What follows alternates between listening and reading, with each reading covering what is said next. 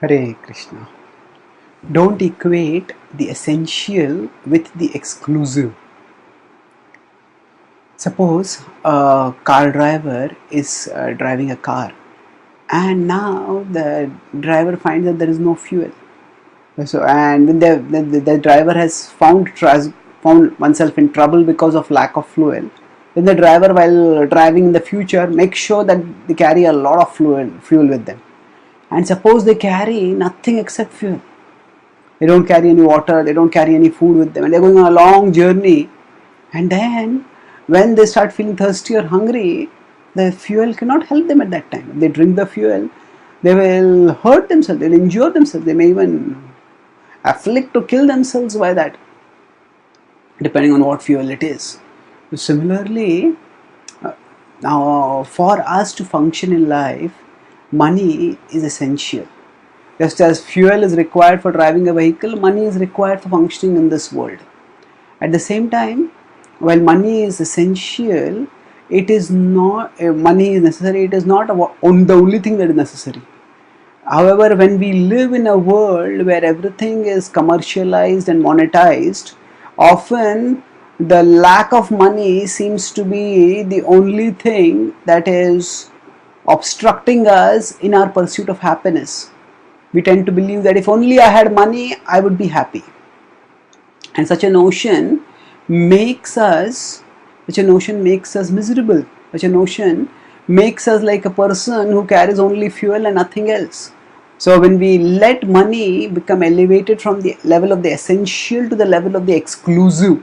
Exclusive here means we think that this is all that I need and there's nothing else that I need. We assume that that money, we let money hold exclusive rights on our desires, and we don't desire or aspire for anything else apart from money. Of course, we think of money as an ends to purchase things, but essentially it's a money-centered, materialistic view of life and of things and of happiness. And such a view actually is delusional. Delusional means it is founded in, it arises from a delusion and it aggravates the delusion. What is that illusion? That illusion is to think that we actually are material beings when we are actually spiritual beings. To think that wealth can make us happy when actually what we need for happiness is love. When we want wealth not just for our basic necessities of life, but we also want wealth because we wish to become attractive or at least appear attractive in the eyes of others, so that others will love us and thus we will have a fulfilling exchange of love. However, that doesn't happen if money becomes our unidimensional focus.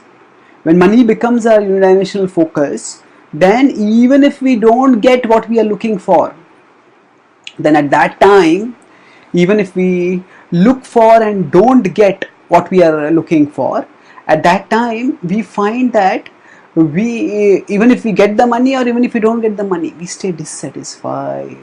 We become alienated from others because we see others as threats to our accumulation of money. And when money becomes the exclusive focus of our desires, our values, our sensitivity, all these get sidelined, even slaughtered. The Bhagavad-gita in 16.13 to 15 talks about the megalomania, which leads to destructive, murderous mentality.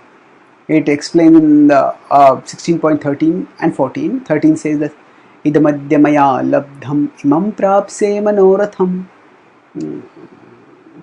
idamasti idamapi me bhavishyati punardhanam. This much I have obtained and this much more I will obtain. All this is my plan. I am so expert. असौ मया हतः शत्रुर्हनिष्ये चापरानपि ईश्वरोऽहमहं भोगी सिद्धोऽहं बलवान सुखी. So, असौ मया हतः शत्रु, in this way I have killed my enemy. हनिष्ये चापरानपि, and that enemy also I will kill. So in this way, a person gets consumed by the urge, by the quest for happiness, and in that quest for pleasure, one becomes trapped, one becomes irreversibly, dangerously trapped, and thus one can no longer move onwards in a balanced pursuit of life. So now the Bhagavad-gita helps us to achieve the balance by explaining to us holistically what the purpose of life is. It explains that just as the driver needs to remember I am different from the car and I have certain needs which are different from the car's needs and I have to go to a destination using the car. Similarly, we understand that the body has certain needs which can be fulfilled using money, but our needs, we are at our core different from the body. We are spiritual beings, souls, and our needs are different from the needs of the body. And while we need to use the body, and for that we need to satisfy some of its needs, but ultimately we need to focus on our core need as souls. And as souls, we are parts of Krishna. We need to love and serve Krishna, and for loving and serving Krishna, we need to connect with him wholeheartedly. And Bhakti Yoga offers us that connection by which we don't let ourselves get distracted by worldly things, nor do we get in an imbalanced way captivated by spiritual things, but rather in a balanced and progressive way we move onward steadily in our journey towards Krishna and ultimately attain him. Thank you. Hare.